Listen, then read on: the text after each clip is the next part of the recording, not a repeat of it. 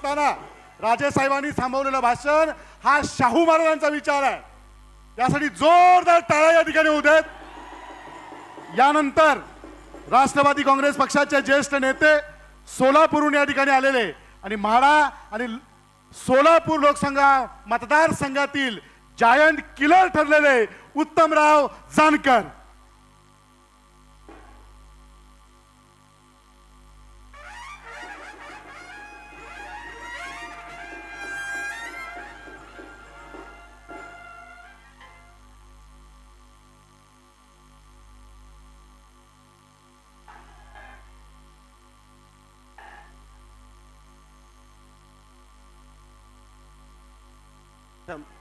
समरजित राजेंच्या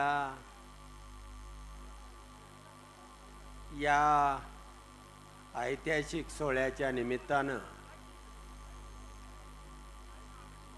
या राज्यामध्ये गेली 7-8 महिने सर्वसामान्यांचं राज्य यावं, रयतेचं राज्य यावं, या राज्याची पुनर्बांधणी व्हावी. गेल्या 10 वर्षातील अन्यायाचा कुठंतरी शेवट व्हावा आणि पायाला भिंगरी लावून राजे समरजित दादांचा सन्मान करण्यासाठी आलेले तुम्हा सर्वांचं नेतृत्व माननीय शरदचंद्रजी पवार साहेब संकट काळामध्ये पवार साहेबांना सर्वार्थानं ज्यांनी साथ दिली ते या प्रदेशाचे अध्यक्ष माननीय जयंतरावजी पाटील साहेब, आमचे सहकारी मित्र बाळासाहेबजी पाटील साहेब आणि ज्यांच्या सन्मानाचा परिवर्तनाचा या कोल्हापूर जिल्ह्याला दिशा देणारा आणि महाराष्ट्रातून या दक्षिणेतून दक्षिणायन सुरू केलेल्या अशा या समरजित राजे गाडगे, मंचावरील सर्वच मान्यवर आणि मित्रांनो, तुमची माझी ओळख नसतानाही या ठिकाणी आपली टी व्हीच्या माध्यमातून ओळख झाली. माझ्यावरती या कागलच्या तुमच्या नेत्यानं टीका केली म्हणून मी एवढ्या लांबचा प्रवास घेऊन या ठिकाणी आलेलो आहे. मित्रांनो, कोल्हापूर ही लढाऊ भूमी आहे. या भूमीचं आकर्षण सगळ्या महाराष्ट्राला आहे, कारण यात शाहूंनी समतेचा विचार दिला.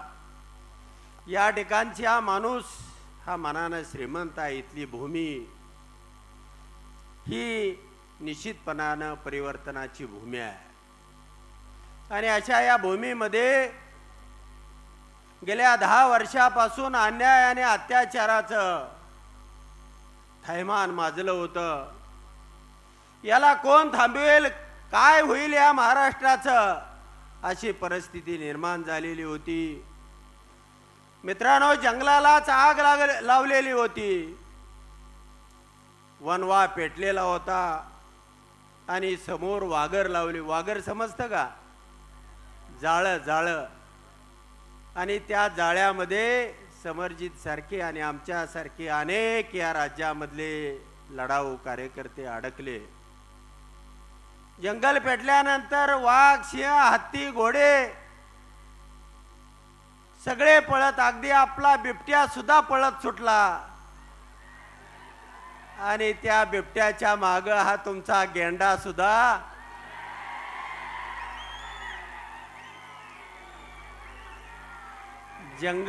जंगल सोडून पळायला लागला.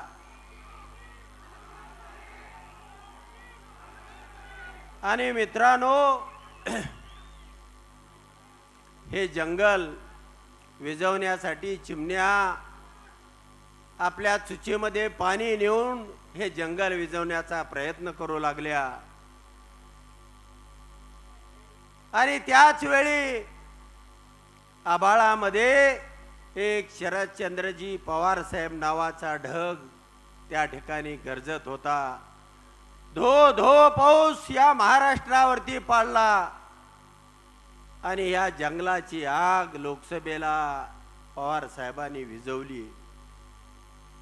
आणि अशाही परिस्थितीमध्ये पुण्या हा बिबट्या जंगलाकडे यायला लागल्यानंतर मी म्हटलं होतं हा बिबट्या जंगलातली तुम्हासारखी छोटी पाखरं खाऊन टाकेल, म्हणून या बिबट्याला प्रवेश देऊ नये.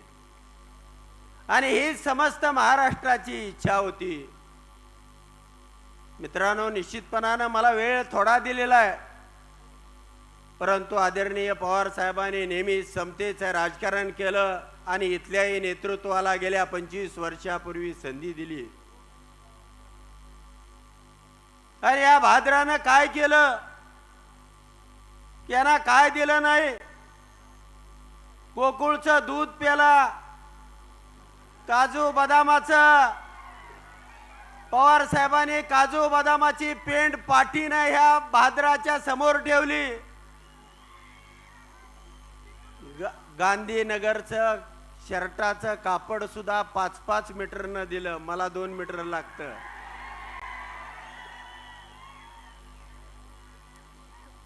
आणि असं असताना निश्चितपणानं या माणसानं याशिवाय गोरगरीब शेतकऱ्यांचं कल्याण करेल, शेतकऱ्यांना पीक कर्ज वाटेल म्हणून केडीसी बँकेच्या चाव्या सुद्धा दिल्या. बरोबर आहे का?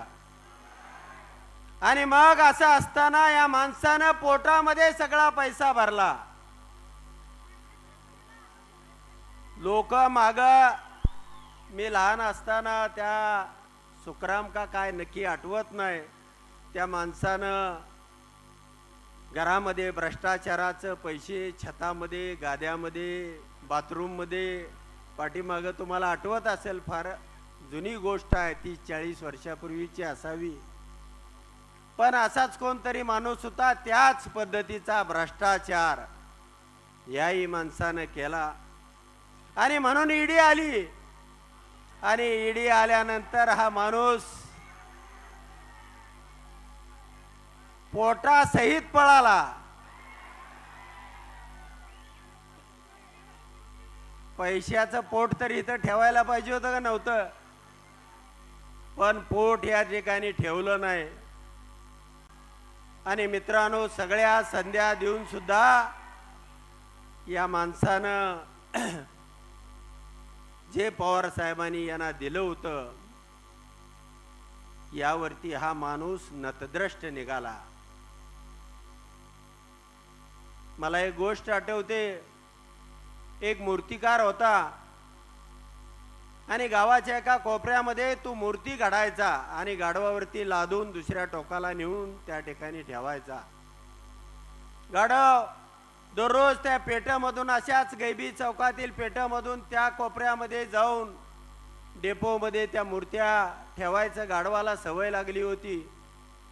ज्या ज्या वेळेला मूर्तिकार गाढवाच्या पाठीवरती मूर्ती लादायचा, सगळं गाव, सगळे पेटकरी त्याचं दर्शन करायचे. आणि असं सातत्यानं घडत गेलं. गाढवाला एक दिवशी खुरखुरी आली, मला तर एवढा मान सन्मान, माझा तर एवढा पूजन, माझ्या पाया पडतायत. आणि गाढवानं लोळी खाल्ली. गाढव लोळी कसं खातं माहिती आहे का? तिकडलं पाय तिकडं टाकतं. आणि त्यानं मूर्ती टाकून दिली. आणि मग गावाच्या त्या टोकापासून या टोकापर्यंत गाढव हेरझाऱ्या घालायला लागलं. कुणी पाया पडना, कुणी गाढवाकडे बघना. मग 2-3, कुणाचा सदरावड, कुणाचा धोतरवड, जास्त खाल्ल्या असल्यामुळं कुणाच्या पायाला काय चावता येईना, म्हणून एक जणाचा त्यानं कानच कातरला. आणि हे गाढव पिसाळलंय म्हणून तुमच्या कागलमध्ये भरीव बांबू असतात का? अशा भरीव बांबूनं गाढवाचं पेकाट मोडलं. मित्रांनो, अशीच अवस्था या माणसाची होणार आहे. कारण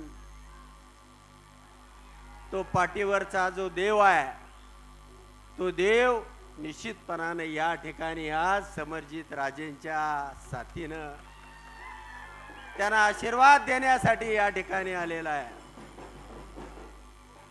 आजपर्यंत निवडणुका जय श्रीराम मंदिर वही बनाएंगे गेली 10 वर्षे यांचा हा विकास होता. अन्याय आणि अत्याचारानं मित्रांनो अनेक ठिकाणी नुसतं बदलापूर नाही, मागच्या 15 दिवसापूर्वी तुम्ही अंगावर शहारा आणणारी गोष्ट पाहिली असेल. मायनीच्या त्या देशमुख कुटुंबामध्ये घरामध्ये 9 महिला होत्या आणि ईडीचे अधिकारी सकाळी 6 वाजल्यापासून रात्रीच्या 9 वाजेपर्यंत 15 तास त्या ठिकाणी त्यांच्या घराची झडती घेत होते. का तर तिथल्या आमदाराला ते देशमुख कुटुंब विरोध करतंय म्हणून. तसंच पलीकड फलटणमध्ये जयश्री आगवणे नावाच्या ताई गेली 3 वर्ष उसामध्ये शेतामध्ये झोपतायत. त्यांच्यावरती ईडीची केस केलेली आहे. नवऱ्यावरती करून नवरा जेलमध्ये आहे, पण बायका पोरं सुद्धा यांनी सोडली नाहीत. आणि अशा प्रकारची या राज्यामध्ये भयानक अमानुषपणानं म्हणजे आपल्याला कळालं सुद्धा नाही. कधीही दिल्लीची राजधानी आग्र्याला ह्याने हलवली, अत्याचाराचं थैमान घातलं. आणि म्हणून मित्रांनो निश्चितपणानं आपल्याला याची पुनर्बांधणी करावी लागणार आहे. आमच्या माढा मतदारसंघामध्ये सुद्धा गेली 40-50 वर्ष मोहिते पाटलाची आणि आमची सुद्धा दुश्मनी होती, शत्रुत्व होतं. परंतु कुणीतरी पुढाकार घेतला पाहिजे म्हणून पवार साहेबांच्या परस्पर हजारो लोक या कामामध्ये तुमच्या आमच्यासारखे तरुण गुंतलेले होते.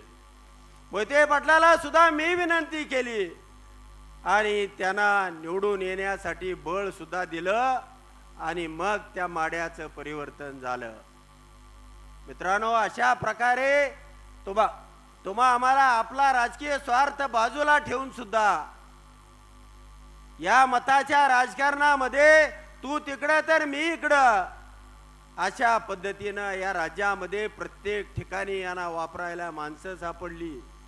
आणि समरजित राजे सुद्धा अशाच पद्धतीनं या जाळ्यामध्ये अडकलेले होते. ही शाहूंची भूमी आहे. तुम्हाला मी मगाशी सांगितलं की निश्चितपणानं औरंगजेब सुद्धा ह्या महाराष्ट्रामध्ये 6 वर्ष त्यानं सुद्धा या महाराष्ट्राला नागवण्यासाठी धुमाकूळ घातला होता. पण त्याचा शेवट सुद्धा याच महाराष्ट्रानं केला. तुमच्या माझ्यासारखे अनेक धनाजी संताजी त्या ठिकाणी उभे राहिले. नुसतं संताजी नाव दिलं, त्याला तर भ्रष्टाचार सहकारी साखर कारखाना नाव द्यायला पाहिजे आणि ते नाव काढायला पाहिजे. लढणारासाठी ते नाव आहे. ज्या वेळेला सगळ्यांच्या आशा संपल्या होत्या स्वराज्याचं, निश्चितपणानं त्यावेळेला आता कुणी वाचणार नाही अशी परिस्थिती निर्माण झाली होती. त्यावेळी धनाजी संताजी हे वीर महाराष्ट्रामध्ये गरजले आणि ह्या मातृभूमीला आपल्या स्वाभिमानाला स्वराज्याला अबाधित ठेवलं. तसंच तुम्हा आम्हाला निश्चितपणानं हे ठेवावं लागणार आहे. आणि त्याने आता जी आणलेली आहे लाडकी बहीण, आता श्रीराम गेला, मंदिर गेलं, आता लाडकी बहीण एका पट्ट्यानं तर 30 वेळा एक बायकोचा एकटीचाच अर्ज भरला. काल दिवसभर टीव्हीवरती तेच चालू होतं. आणि कोणत्याही परिस्थितीमध्ये यांची सत्तेची अभिलाषा संपत नाही मित्रांनो. आणि म्हणून तुम्हा आम्हाला जागृत व्हायचं आहे आणि त्यासाठी मी या ठिकाणी आलेलो आहे. निश्चितपणानं मी तुम्हाला नम्रपणे सांगतो, अंबाबाई, बाळूमामा असतील, आमचा बिरुदेव पट्टण कोडोलीला माझी पाठीमागच्या 5 वर्षापूर्वी आदमापूरलाही सभा झाल्या होत्या. त्यांची शपथ घेऊन आपल्याला ही वज्रमूठ बांधावी लागेल, लढावं लागेल आणि प्राणपणानं तुम्हाला हा या कागलचा गड जिंकावा लागेल. एवढीच या ठिकाणी विनंती करतो आणि मी थांबतो. धन्यवाद.